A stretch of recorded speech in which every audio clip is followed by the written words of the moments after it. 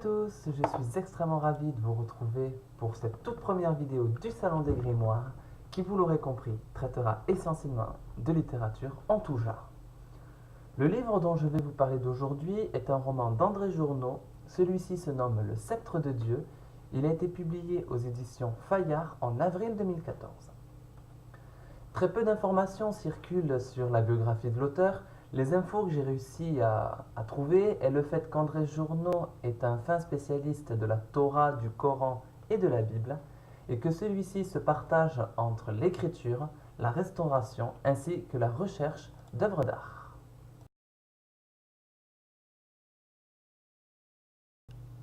Menachem Janowski, le grand rabbin de New York, est retrouvé mort et selon les premières constatations de la police, rien ne pourrait se justifier d'un acte criminel.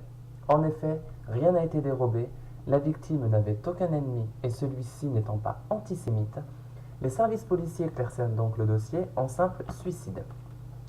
Se sentant menacé, le grand rabbin avait rédigé quelques mois auparavant une lettre à la fois énigmatique et teintée d'excuses qui dédia à sa petite fille Tamara, afin que celle-ci mette au plus vite la main sur un célèbre artefact sacré, à savoir le sceptre de Dieu. Adam puis Moïse avaient tous deux reçu cette arme, comme le souligne la Bible lors de la destruction des deux villes Sodome et Gomorrhe, ou bien lors de la séparation des flots de la mer Rouge. On peut également citer le déclenchement des 10 plaies d'Égypte. En résumé, dans notre jargon actuel, nous pouvons qualifier cet objet de bombe atomique. Tamara ainsi qu'Alan, un agent de la CIA, vont se retrouver malgré eux pris dans une course contre la montre et devront au péril de leur vie déjouer les plans de leur adversaire et percer à jour les nombreux secrets contenus dans la lettre de l'aïeul de Tamara. Service secret américain, terroristes islamistes et même le Vatican, tous vont se livrer un combat sans merci afin d'être le premier à mettre la main sur cette arme de destruction massive.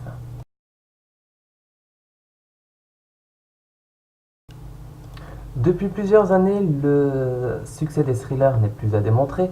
En témoignent les rayons de nos librairies, et ceci est particulièrement marqué dans l'univers romanesque anglo-saxon, très friand pour ce genre de littérature, qui rime le plus souvent avec best-seller.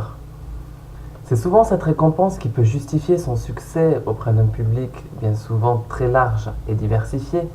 D'ailleurs, pour eux, ce genre littéraire n'a plus aucun secret, tant dans les codes que dans la construction narrative, bien souvent basée avec des personnages qui soient policiers, espions, terroristes ou bien assassins, mais également avec des personnes lambda qui voient leur vie basculer en quelques minutes dans une lutte effrénée contre la mort, rythmée de suspense, de peur et surtout de danger. À ce genre bien nourri, on peut citer des sources d'inspiration comme l'ésotérisme ou la religion, qui sont deux mondes peuplés de mystères et d'énigmes qui de nos jours éveillent notre curiosité la plus ancestrale possible. À tout cela, rajoutez un soupçon d'intrigue bien ficelé qui se mêle à nos histoires communes et vous obtiendrez le sceptre de Dieu. Il y a dans ce roman une volonté intérieure d'instruction, dans le sens noble de l'éducation, car on pourrait très bien se dire que le roman sera plutôt lourd comme lecture, mais tout le contraire s'offre à nous au fil des pages. Ce livre nous fait voyager, nous fait découvrir nos racines, dans une intrigue qui nous maintient en haleine jusqu'à l'instant T. Pour être sincère avec vous, le schéma narratif n'a pas forcément de surprise. Il se déroule selon les codes de base, premier pas vers la résolution de l'énigme, l'exigence de garder un secret, le découragement des protagonistes, des courses-poursuites contre des corpuscules malfaisants, sans oublier le dénouement miraculeux des personnages, souvent sauvés in extremis. Le Sceptre de Dieu est un roman que l'on peut qualifier de thriller biblique. Il met sur un pied d'égalité les trois grandes religions monothéistes dans un désir et une envie d'un bien commun, une entente cordiale pour un bien-être mondial. C'est pour cela que j'ai aussi choisi de vous parler de ce roman, car celui-ci s'ancre malheureusement avec ce que le monde est en train de vivre depuis déjà quelques années, à savoir les guerres de religion. Le Sceptre de Dieu, par son côté documenté, nous donne le sentiment d'en connaître un peu plus sur ce qui défile sous nos yeux, que ce soit sur le terrorisme ou bien sur les idéologies de certains extrémistes. Et cela nous évite de faire des amalgames sur les intentions de ces différents peuples. Au final, Le Sceptre de Dieu saura ravir les amateurs de thrillers sur fond historique. C'est un savoureux mélange d'un style très hollywoodien avec une lecture rapide et époustouflante par ce côté documenté qui ne laisse pas de place au hasard, mais aussi par son intrigue en elle-même. Et d'un côté, il y a un petit genre à la Tom Clancy avec le style techno-thriller.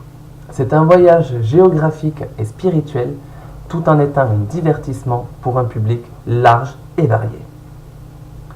Je terminerai par vous dire que ce roman est un fabuleux résumé de notre histoire, avec les hauts et les bas que nos ancêtres ont pu traverser, et c'est également un joli plaidoyer de tolérance avec des messages de paix, et de ce désir de pouvoir vivre un jour tous en harmonie, ce qui nous renvoie au final à nos racines communes.